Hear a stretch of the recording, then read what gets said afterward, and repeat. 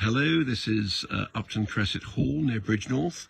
I'm William Cash. I'm just going to give a brief tour of our Elizabethan house and Gatehouse, which has been here, for over 800 years. But the house that you see here and the moat and the church of St Michael, which I'm just going to show you quickly, we're just doing a spring clean here, has been here since the Saxon times. You can see the Saxon arch there, and as I say, we've just been cleaning the church. There's the Norman font, and a very beautiful church indeed.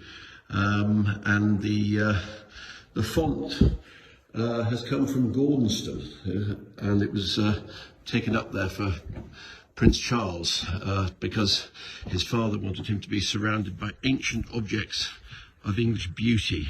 Now this is, I think at least, one of the most authentic Elizabethan views you'll see in England, and it's unusual because although there are quite a few gatehouses still around, Elizabethan gatehouses, very few are still married to the manor house, so it does make it rather special.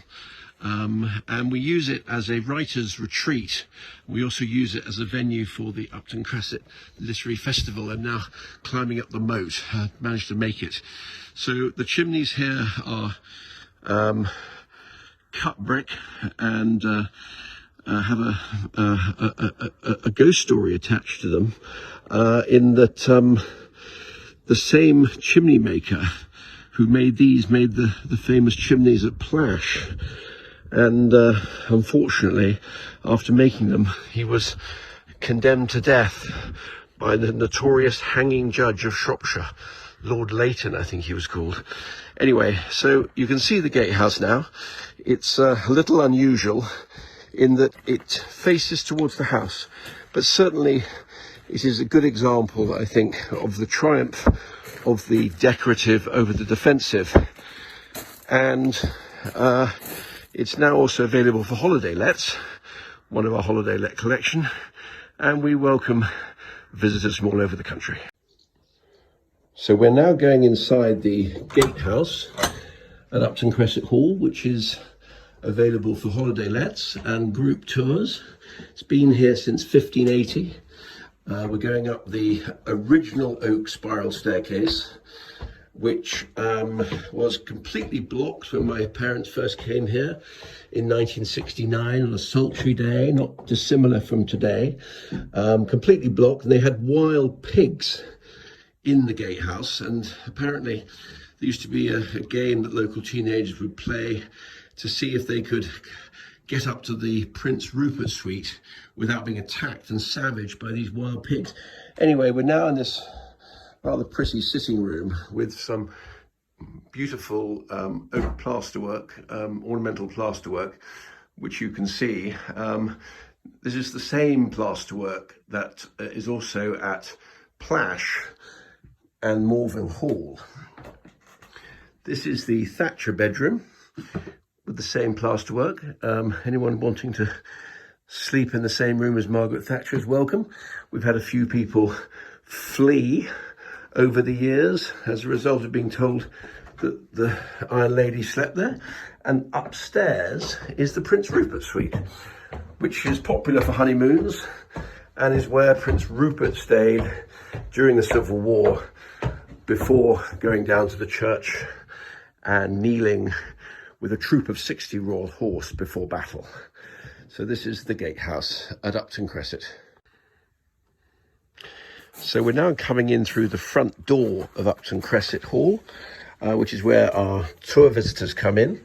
This is the room known as the Salon. Now, when my parents first came here in 1970, on a very similar sultry day as this, the place didn't even have any doors. It was completely overrun with chickens and pigs, and they were walking around this panelled drawing room, rather happy to be in such salubrious environment. So things have changed quite a lot since 1970. This is the drawing room here, with original panelling, a portrait of Charles I, and a portrait here of his son, Charles II, in exile in Holland after losing and fleeing from the Battle of Worcester in 1651.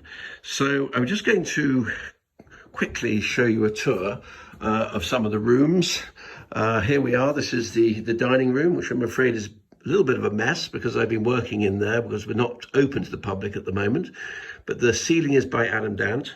And this is the famous fireplace where the prince in the tower, the eldest prince in the tower, would have warmed his hands when he stayed at Upton Cressett, April the 23rd, 1483, on his fateful and sad journey to the Tower of London. Now, these are rather unusual cartouches and strapwork are by the artist Adam Dant, who, as the general election artist in 2015, has been described as the Hogarth of our age. This is a rather magnificent cartouche, which celebrates the well of Venus, the inspiration being from Virgil's Metamorphosis. And here we have the original Great Hall.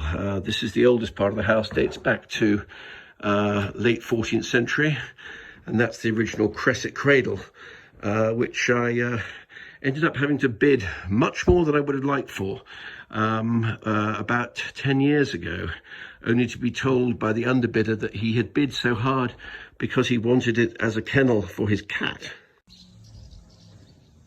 And here we are, just finishing off the tour. This is the Moat House, one of our 4 holiday lets. And no tour would be complete without a visit to the Laura Cathcart millinery studio. And here is Laura. She's just in the middle. To the studio at Upton Cressett.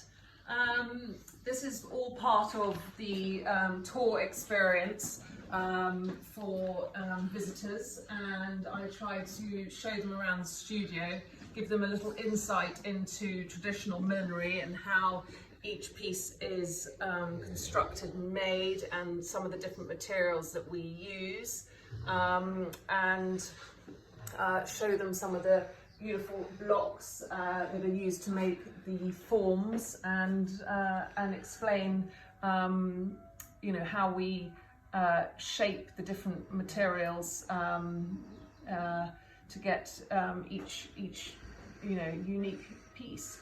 And at the next year's Moreville and Upton Cressett Festival, there will be a workshop. You'll be showing off millinery there, I hope. And also, I think it just might be nice to finish off by showing off what has been done since 1971. When my parents first came here, you can see it was rather a different shape. Look at this ruin of a house, as I say, with chickens and pigs in there. You can see it really was in completely different sort of condition. Look at that there. That's the Prince Rupert bedroom, which I did show earlier. You can see complete ruin, something out of a Daphne du Maurier novel. There's the plasterwork. So you can see that things have come on a lot in the last 50 years, and it's something that we very much enjoy sharing with Shropshire guests, visitors, and we hope to see you at Upton Cressett in the near future. Thank you very much.